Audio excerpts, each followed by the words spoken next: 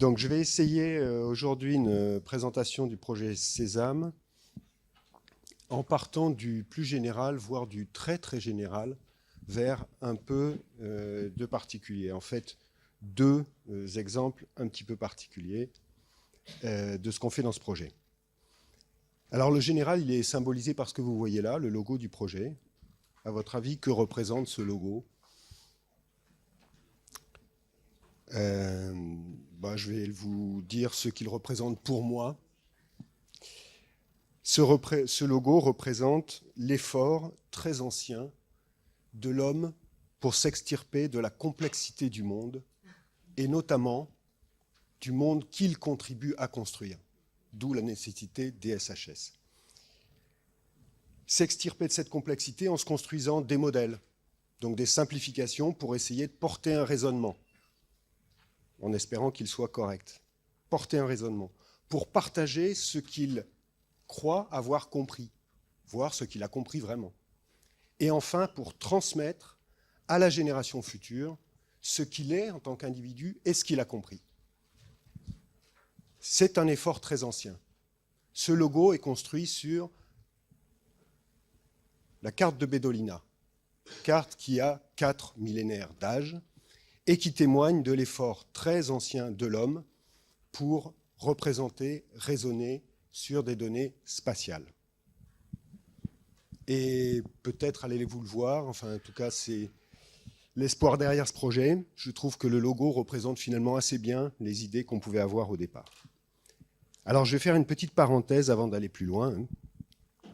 Pourquoi parler de ce projet-là plutôt que d'un autre ? Pour illustrer à la fois le travail du GAMSO ou le travail du laboratoire.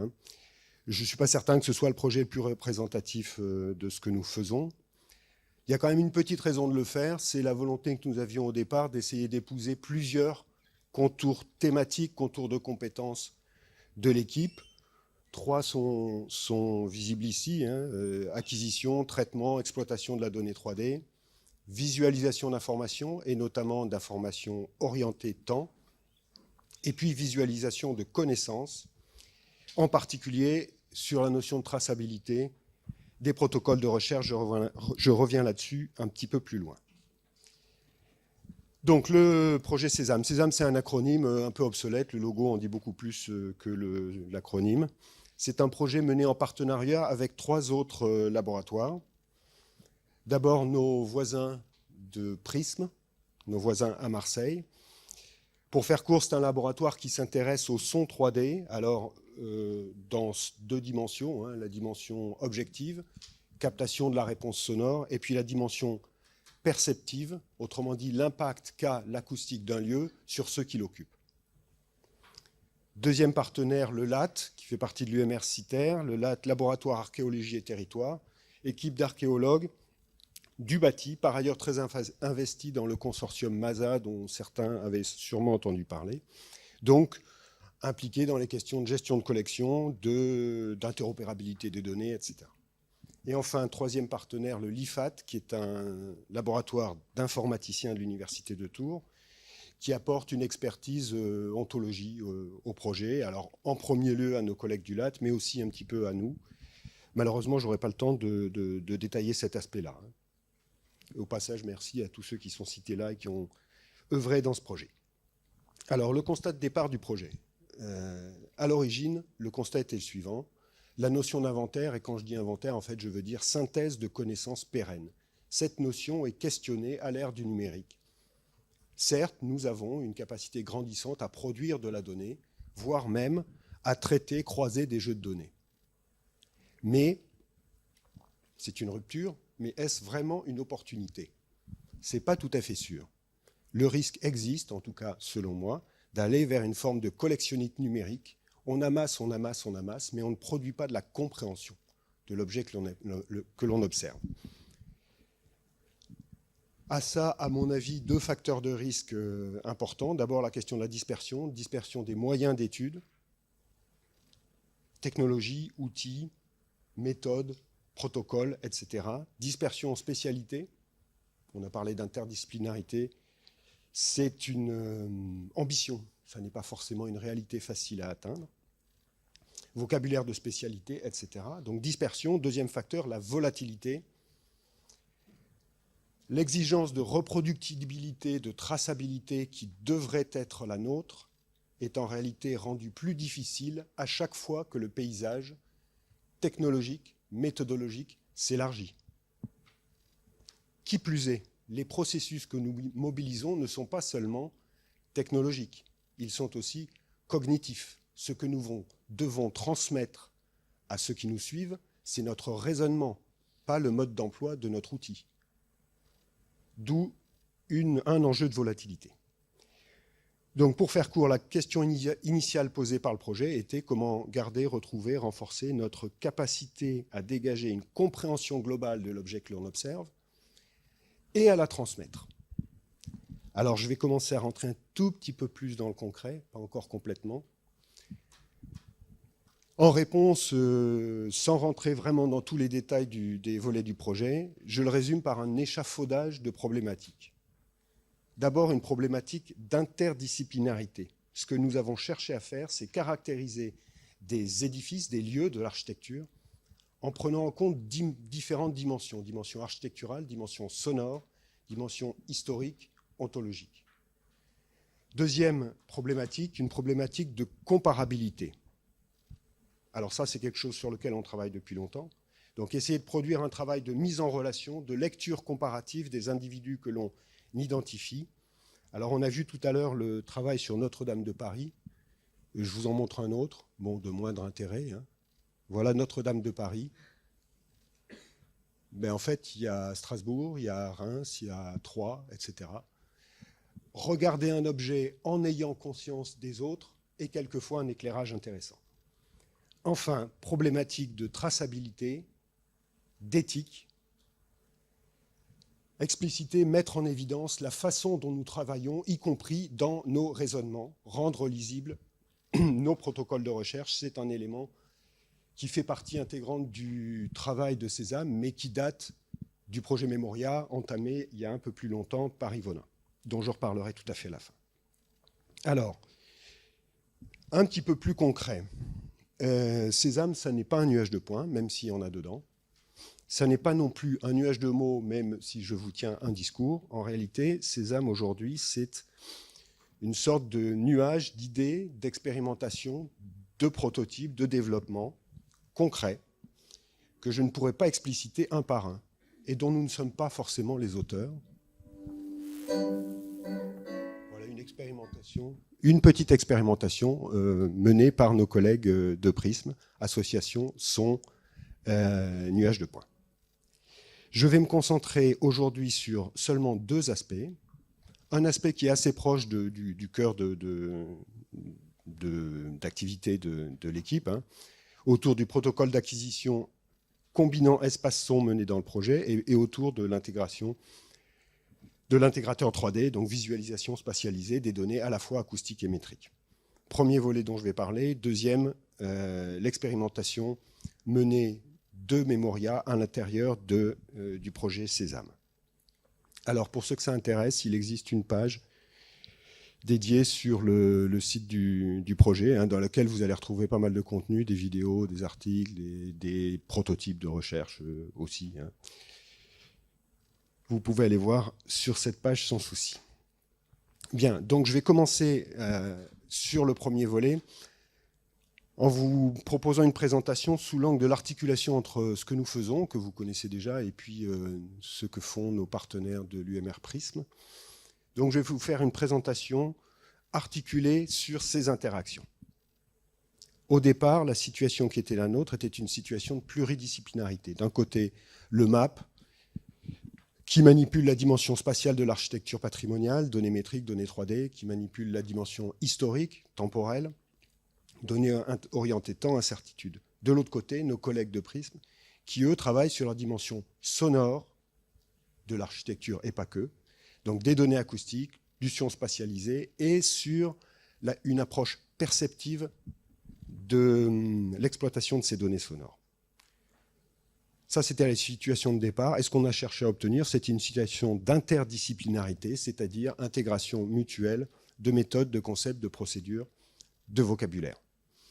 On a commencé. Je ne suis pas sûr qu'on est arrivé au bout, mais enfin, on a commencé.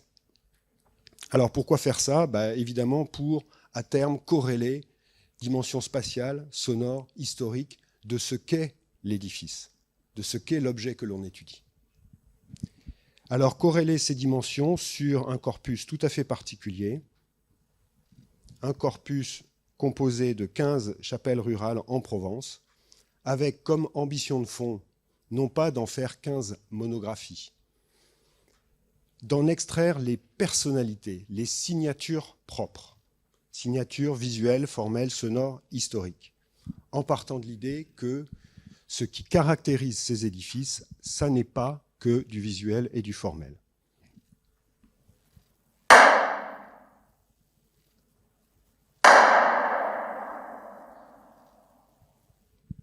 Voilà, 2 édifices, 2 sons. C'est pas très facile d'associer un de ces édifices à un de ces sons. Tout simplement parce qu'en réalité, le vrai lieu, c'est la somme de ces choses-là. Donc notre objectif dans ce projet, c'était d'essayer d'assembler, de rassembler ce qui fait l'âme même de ces petits édifices. Objectif un peu plus concret maintenant.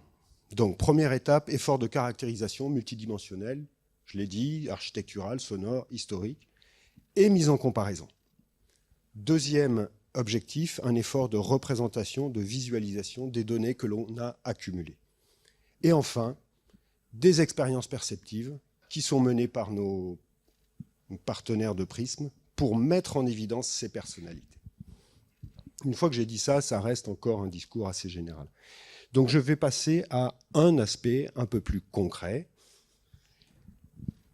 Pour faire tout ça, il a fallu aller à la chasse aux données. Donc la première chose que l'on a fait, c'est développer un protocole original de relevé de traitement de données, combinant acquisition de données métriques, acquisition de données visuelles et acquisition de données acoustiques, co-conçu avec nos collègues de Prism, et qui s'appuie sur l'instrumentation que vous avez à l'écran, je ne rentre pas dans les détails. Le premier, une caméra 360, on fait de la photogrammétrie 360, choix tout à fait judicieux que l'on doit à Anthony, merci Anthony pour ça. Des niveaux laser 3 axes qui permettent de mettre à l'échelle l'ensemble du modèle, et puis un disto pour prendre de la mesure. Alors, ce protocole de relevé, il est appliqué systématiquement de site en site, 15 fois le même protocole. Ce protocole, dont vous voyez ici quelques instruments, on a choisi des instruments petits, légers, pas chers. Ce protocole s'appuie sur une grille spatiale systématique. Une grille spatiale fixée en fonction de l'usage d'origine de ces édifices. Un officiant, des gens qui l'écoutent. Cette grille est recomposée à l'identique sur les 15 cas. Petite illustration d'une mise en place. Sur la partie acoustique, ce que nous enregistrons, c'est la réponse sonore de l'édifice. Donc 4 points d'émission, 4 points de captation, par l'enregistrement d'un sweep qui balaye l'ensemble des fréquences de l'audible. Nous enregistrons aussi des pistes sonores qui sont une voix parlant comme ça, et puis des pas traversant l'espace, et enfin des fonds d'air.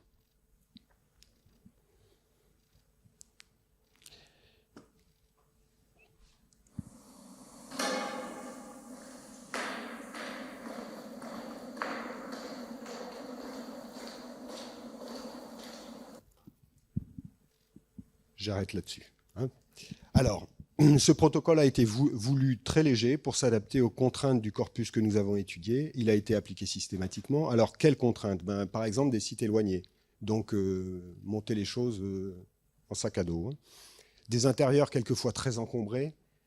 Donc, pas d'instrumentation trop grosse, pas d'alimentation électrique, des éclairages naturels vraiment très variés de site en site, des plans, des volumes assez hétérogènes que vous voyez ici. Et puis, j'insiste sur la contrainte de temps. Nous avons relevé 2 édifices par jour, relevés métriques et acoustiques inclus. Et il fallait se déplacer jusque-là.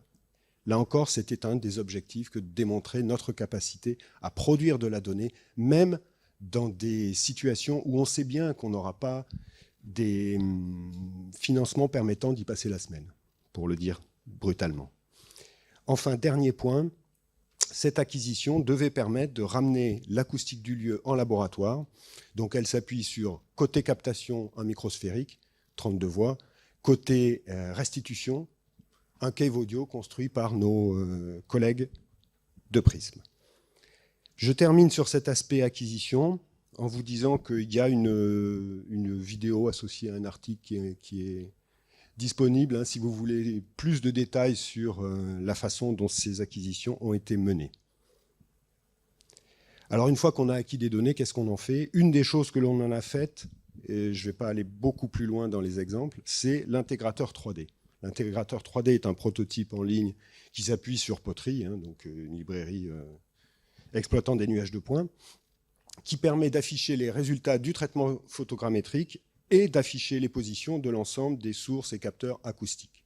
En réalité, son originalité de fond, c'est de projeter dans l'espace, et avec une couche temporelle, des indicateurs acoustiques quantitatifs. Ce que vous avez là en bas, cette espèce de boule en couleur, c'est la traduction visuelle, au travers d'une métaphore visuelle conçue à cet effet, d'un indice qui s'appelle l'indice de clarté.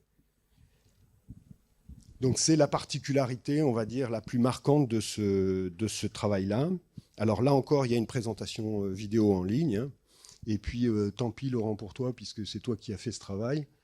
Sollicitez Laurent si vous voulez plus d'infos et une démo. Voilà. Ça, c'est pour un aspect de développement un peu, disons, spécialisé. On a aussi beaucoup travaillé à des déclinaisons pour différents publics. Alors d'abord des choses pour les acteurs locaux, pour simplement les remercier de nous laisser exploiter leur patrimoine. Donc des brochures comme ça, des panoramas en ligne qui contiennent en bas à droite des convolutions. Alors une convolution, c'est faire jouer un son tel qu'il serait joué si on était dans les lieux. Mais on n'y a jamais été. Donc une piste de guitare qui est jouée dans ces lieux sans qu'il n'y ait jamais eu de guitariste dans ces lieux. Et puis d'autres déclinaisons, vous reconnaîtrez certaines personnes ici, d'autres déclinaisons plus événementielles. Donc plutôt composant ludopédagogique. Alors, en guise de conclusion sur cet aspect-là, je voudrais revenir sur le corpus d'études, ces 15 chapelles rurales de notre région. Pourquoi ce corpus? Quel intérêt? Ce sont de petits édifices, même pas tous en bon état. Pourquoi se fatiguer? Pour moi, l'intérêt n'est pas nouveau. Sésame prend la suite d'un autre projet que j'avais fait avant, qui s'appelait Territographie, mené avec le MUSEM, et qui m'avait convaincu, si besoin était, que nous sommes en réalité devant ce type de petit patrimoine, assis sur une mine d'or. Pour une raison très simple, nous avons tendance, et une tendance naturelle, à tourner nos yeux vers de grands édifices prestigieux pour lesquels nous avons envie de produire de nouvelles monographies beaucoup plus puissantes. Et quelque part, c'est très bien. Sauf que ce type de petit patrimoine ouvre en réalité un autre territoire, aussi bien scientifique que sociétal et culturel. Et un territoire qui, à mon avis, est très largement sous-exploité par les scientifiques eux-mêmes. Très vite, 3 singularités, la comparabilité, bon là il n'y en a que 15, mais vous comprenez bien le potentiel de comparabilité qu'il y a dans ce type d'édifice. Si on veut faire la même chose avec Strasbourg, Chartres, Bourges, Notre-Dame de Paris, il va falloir d'autres moyens. Donc la comparabilité, la notion d'articulation au lieu, en réalité, chacun des petits édifices que l'on a étudiés, c'est une réponse locale à un besoin qui s'exprime et qui s'incarne dans un lieu avec sa culture, sa géographie, son climat, etc. Donc c'est un anthroposystème, si on peut dire. Enfin, conséquence de ce dernier point, c'est un territoire dans lequel on est très souvent et très naturellement amené à aller vers de l'interdisciplinarité. Donc s'il y a quelque chose qui m'a satisfait dans ce projet comme dans le précédent, c'est quelque part d'être à mon tout petit niveau, d'incarner l'intérêt que porte le CNRS à ce type de petit patrimoine, là où pas grand monde ne vient en réalité. Je termine simplement par un mot aux mairies et aux acteurs locaux, associatifs notamment. Deuxième volet que je voulais aborder avant de terminer, le volet reproductibilité, traçabilité des processus. Alors Sésame a été le moyen de contribuer au développement, à l'expérimentation du système d'information Memoria. Très vite, je vous en situe l'objectif, apporter aux acteurs d'opérations scientifiques une solution pratique pour formaliser et décrire des flux de recherche. L'initiative repose simplement sur l'idée qu'au-delà d'associer à des résultats finaux des métadonnées, les acteurs que nous sommes attendent des moyens pour assurer la vérifiabilité des résultats, leur reproductibilité, leur comparabilité et leur pérennité. Je ne vais pas faire une présentation du projet Memoria, je vais vous en dire juste encore un mot, on pourra le faire au cours de ce séminaire. Concernant Sésame, à quoi ça a servi, cette articulation? D'abord à faire des applications concrètes du cadre Memoria dans tous les cas concrets dont je viens de vous parler. Ça a également permis de développer depuis 2 ans le système d'information qui est aujourd'hui opérationnel.